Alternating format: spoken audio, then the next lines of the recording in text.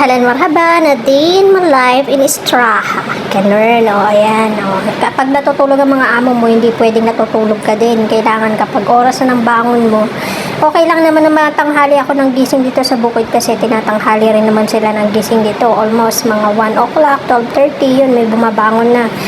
Pero yung anak niya, lumalabas siya ng 9 kuminsan kapag halimbawa may trabaho.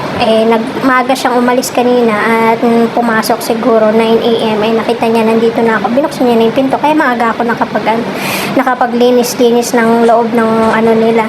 Pero kahit na natutulog sila, hindi ka pwedeng patenga-tenga. Kailangan tapusin mo muna lahat ng trabaho mo. Lahat kailangan na kung ano yung pwede mong gawin, linisin mo. Pwede. Hindi naman sila masiselan, hindi naman sila kapag halimbawa bakit anong ginawa, hindi naman sila nagko-question ng ganun sa akin, pero kailangan kapag kahit hindi sila naggaganon, kumilos ka pa rin. Kaya ayan, yung mga carpet inayos-ayos ko kasi pag hindi mo siya inayos ng mabuting rolyo, bumabaluktot siya, natataob, kaya ako minsan nakapangit tignan. Dito pa naman siya tinatambak sa may likod ng pintuan ko, sana ako laging nakaupo.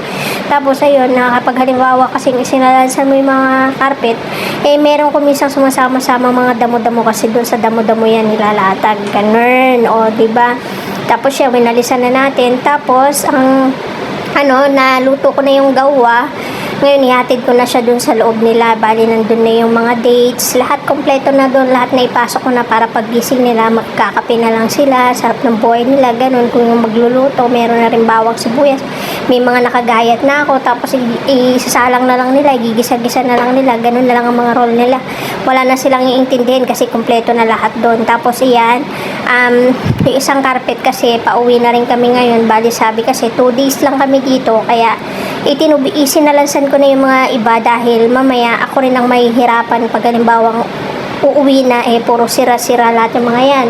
Igagayak ko pa yung mga iuuwi. Pagpapunta, gagayak mo yung mga dadalhin. Pagpauwi, igagayak mo yung iuuwi. Ganon yung mga natitira.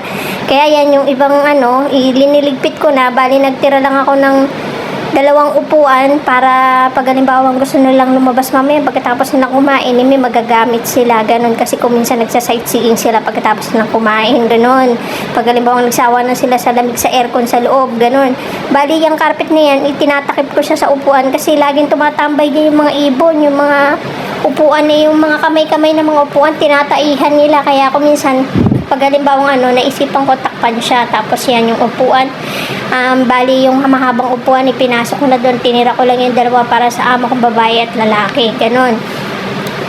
Bali ganyan ang mo, kahit mainit ang panahon, kailangan mo magtrabaho, kailangan mo tapusin yung mga dapat mong gawin kasi para hindi ka mahirapan. Yun lang, thanks for watching, masalamat.